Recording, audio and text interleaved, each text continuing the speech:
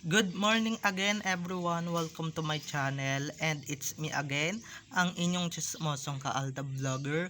So gusto ko munang magpasalamat sa inyong lahat na walang sawang sa mga walang sawang tumatangkilik, nanonood, sumusuport at sumusubaybay ng mga content ko araw-araw dito sa aking channel. Thank you so much for your love and support na binibigay, especially sa oras para manood at para makinig kayo dito sa vlogs ko. Thank you so much. And syempre, wag ninyong babaktawan o lalaktawan tong ating topic for today's video. I'm sure na hindi ninyo pagsisisihan na pinanood nyo to mula umpisa hanggang hulihan. And syempre, wag kayo mag-i-skip ng segment, okay? So, importante kung buuin ninyo yung mga pinapalabas ko dito sa YouTube or sa mga binabalita ko. So, shall we start? Dumako na tayo sa ating main topic for today's video. Eto nga no, eto nga. Nabalita ko na to dati, kaso nabura ko lang dahil sa katangahan ko. Sinong tanga at sinong bobo ang magpapakasal dyan sa Baguio? Tignan ninyo yung nangyari after wedding, oh. Tignan ninyo yung after sakal-sakalan ko no ni Clone pati ni AA. Tignan ninyo yung nangyari. Tignan ninyo yung naganap.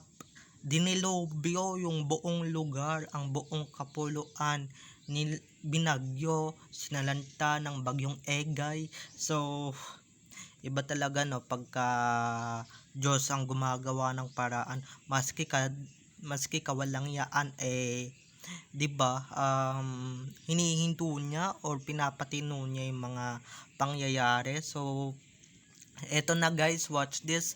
Mamaya ipapaliwanag ko sa inyo ng buong buo. So ito na guys, watch this.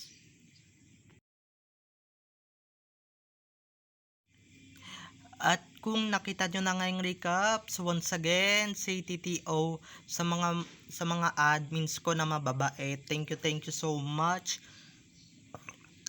Kasi kung hindi dahil sa inyo, wala ako dito.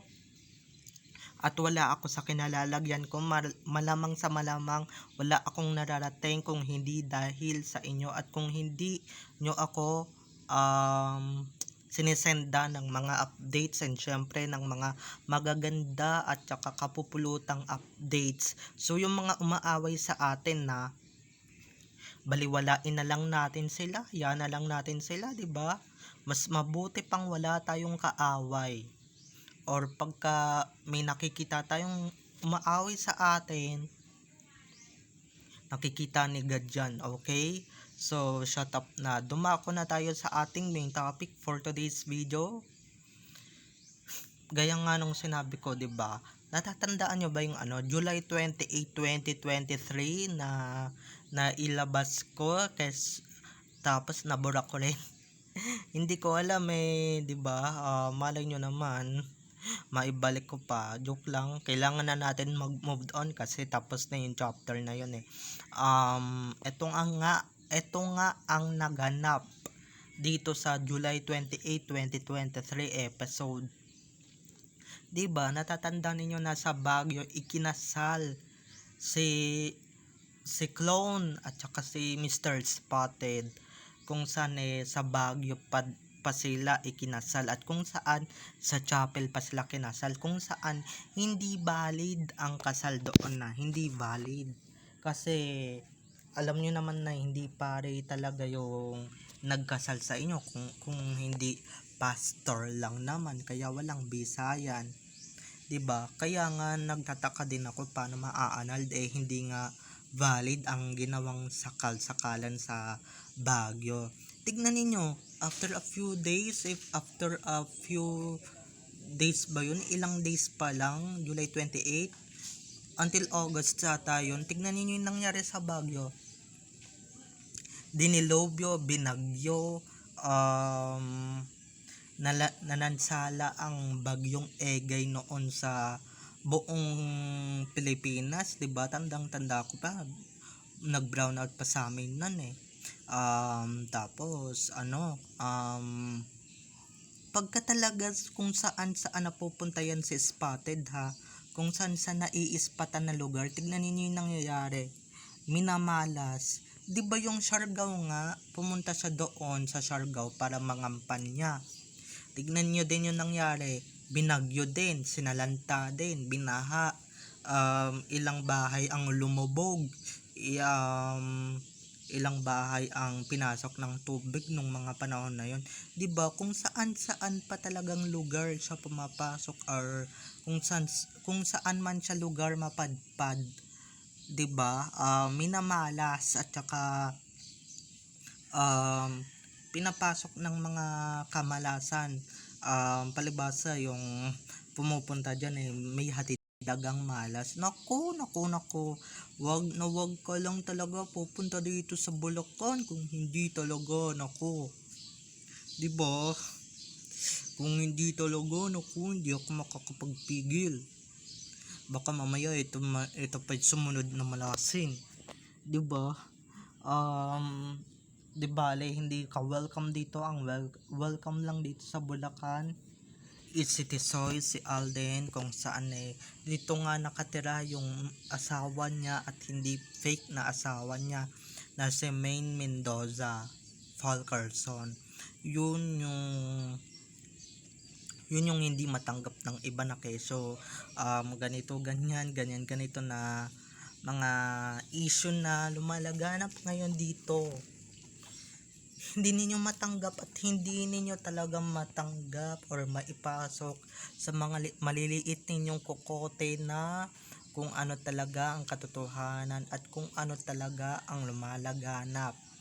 'Di ba? Ganyan naman kayo, hindi kayo marunong tumanggap ng katotohanan, and syempre hindi kayo marunong tumanggap ng pagkatalo, 'di ba? Tignan niyo, kawawa yung mga nasa Baguio noong mga panahon na yan. Kasi nga, once na may pinuntahan yung Spotted na yan, naku, minamalas talaga. Kung saan pa yan nangampan niya noon, or kung saan pa naganap yung mga big event sa buhay niya kuno. Dahil kahit hindi naman big event, minamalas at mamalasin talaga, 'di ba? Magbilang-bilang na kayo ng huling sandali diyan sa mga lugar na kinatitirikan ninyo, dahil nga pag nagpunta diyan si Spotted, nako, mamalasin at mamalasin yung lugar ninyo, ha. Don't worry pag pumunta yan dito sa Bulacan, sa lahat ng mga taga Bulacan, na pag may naispatan kayong Spotted dyan, pakawalan ninyo yung mga aso ninyo, pakagat ninyo, okay?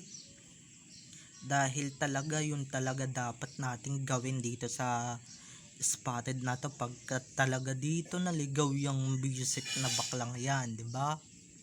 Medyo nakakagigil at medyo nakaka-high blood lang din. 'Di bale, wag tayo pa high blood at wag tayong magpaka high blood, okay? Hindi tayo katulad ng iba na kahit naman hindi natin sila inaaway, away pa rin sila ng away sa atin, hindi pa rin sila nagtitino. 'Di ba? Di bale, may karma naman na kapalit yung mga pinaggagawa nila, lalong-lalo na yung mga nangunguha sa wallet na iba, parang mating yung ginagawa. 'Di ba? So yon, may mga karma talaga. So ayan ha, kawawa yung mga taga Baguio, and kawawa yung mga nawala ng tirahan, yung mga sinalanta ng bagyong Egay. And guys, take note, kahit na may bagyong, kahit na nagsakal-sakalan sila, talagang nananansala yung bagyong Egay. Yun yung maganda doon, yun yung magandang point doon, na 'di ba, hindi pati ang bagyo, pati ang langit hindi sumasang-ayon sa mga kasamaan ninyo, hindi sumasang-ayon sa mga plano ninyo, sa mga kagaguhan na inaano ninyo, ginagawa or sinasakatuparan ninyo. Hindi yan sinasang-ayunan ni God, okay? Kaya siguro niya pinabagyo dyan kasi nga, 'di ba, para hindi lang matuloy yung wedding or um, hindi siya sumasang-ayon, 'di ba? God will provide talaga dito ng bonggang-bongga. So sa Diyos lang tayo maniniwala, at saka yung mga kalaban, hayaan na lang natin sila, mga inggit sila sa atin 'Di ba? Mga insecure at insecure dito sa social media, lalong-lalo na yung mga 'di ba? Lalong-lalo na yung mga mas famous sa kanila, yung mga mas um, yung mga mas sikat sa kanila, yung mas mga, may mga nararating sa kanila sa totoong buhay, hindi nila tatanggapin yan at hindi nila matatanggap yan. So gagawa sila ng paraan para pabagsakin tayo. Ang tanong, napabagsak nyo na ba? Ilang taon nyo na nagagawa yan? 5 years ng sarsuelan ng Armain. Tapos dito 5 years din ata ng sarsuela ng Kathleen. Pag yan na hindi pa napatumba, ay nako, iba na talaga power ng ADN. 'Di ba? May mga namamatay, oo, pero hindi naman kabawasan yun Nandito pa rin kami, hindi pa rin kami nababawasan ng tuluyan, at hindi pa rin kami nawawala ng pag-asa na Aldab will be back. 'Di ba? Doon lang tayo maniwala sa mga legit admins at sa mga legit na sinasabi nila, okay? Syempre pag sa kanila nang galing, syempre legit yan, lalong-lalo na pag ako yung nag-update, 'di ba? Na napaka-legit yung sinasabi namin, at saka dito kayo maniniwala talaga. Kaya yung mga nagba-vlog ng kunwari Aldab, tapos pinapakalat is Armain or Kathleen, pampukaw pansin lang naman yung Aldab sa thumbnail nila at sa title. Pero tignan ninyo, 'di ba? Tignan ninyo yung mga magaganap na susunod na kabanata. Ang mga mangyayari diyan is 'di ba, papalabasin nilang Aldab ang binabalita nila, tapos doon naman pala, deep inside naman pala, sisingit nila yung Sakang, pati si Alden, or kaya si Main, pati si Spotted, ganyan pero wala nang Spotted at Main, okay? Ito na lang talagang din tayo mag-focus. So ano tayo dito, ha? Ibabalita ko yan pagka may mga balita tayong nasasagap, at saka legit na information tayo dito. Wag tayong gagaya sa iba na dating Aldab at ngayon bumaligtad na. Okay, sa mga naghahanap pala kay Ate Laika Adriano, sad to say, bumaligtad na siya ng landas. Okay, bumaligtad na, which means naniniwala na siya sa Sarsuela Armain na siya, or Kathleen. Kaya yung mga naghanap sa kanya, wag nyo na siyang hanapin, okay? Andito naman ako, napaka-loyal ko sa Aldab, hindi kagaya niya na 'di ba, na ganito ganyan, na naaanuhan na ng salapi, nababayaran na ng salapi, hindi pala totoong loyal. Okay, so babay na mga ka-ADN, have a nice day, keep safe, and God bless everyone. Bye bye. Don't forget to like, share, comment, and subscribe to my YouTube channel for more videos and uploads. Bye bye, I love you all.